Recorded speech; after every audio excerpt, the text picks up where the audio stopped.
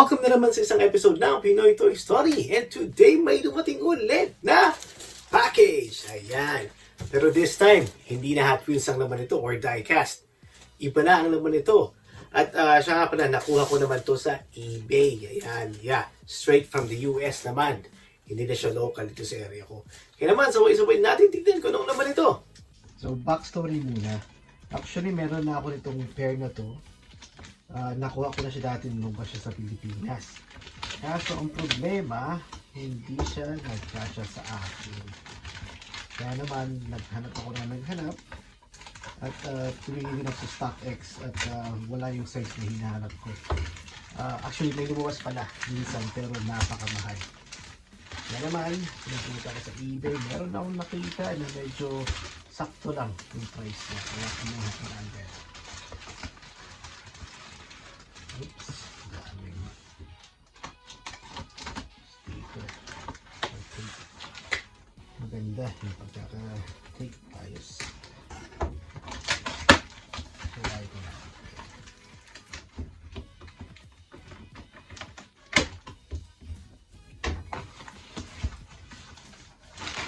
Siya. Wow. Okay. Ayos, pagkakabalot. At ito na.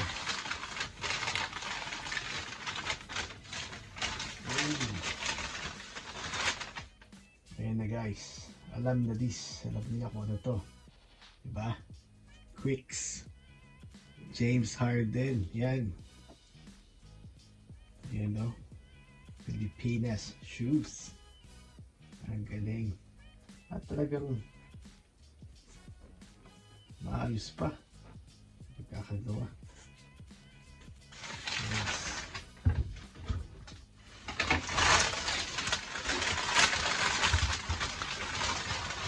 At ayun pa yung isa, mukhang brand new pa talaga. Nice. Ganda.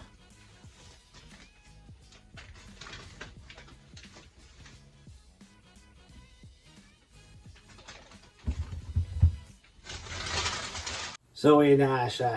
Nakuha na din natin sa wakas ito. Kasi nung una itong lumabas, talagang inaabangan ko to. At fortunately naman nakakuha ko sa Pilipinas mismo. Pero nung dumating dito sa area ko, yung size niya malaki. Yun ang problema ko sa Adidas na shoes dahil paiba-iba yung sizing niya. Minsan, sakto siya dun sa size ko, true to size. Minsan, sobrang laki naman. Minsan, medyo mas maliit. Kaya naman, mas okay sa akin na pumunta na lang sa shoe store or sa mall mismo para magsukat kaysa bumili online. Pero ito talaga, I just put the trigger at bahala na kung kakasya o hindi. Pero yeah, ito, very lucky me at kasya naman siya sa wakas this time. At magagamit ko na siya pang laro or pang pormahan, di ba? Panalo talaga. At yeah, mukhang brand new naman siya at may mga tag pa. At syempre yung amoy brand new. Diba? Yung sole niya wala pang gasgas or bistadong hindi siya gamit. Talagang panalo. Diba?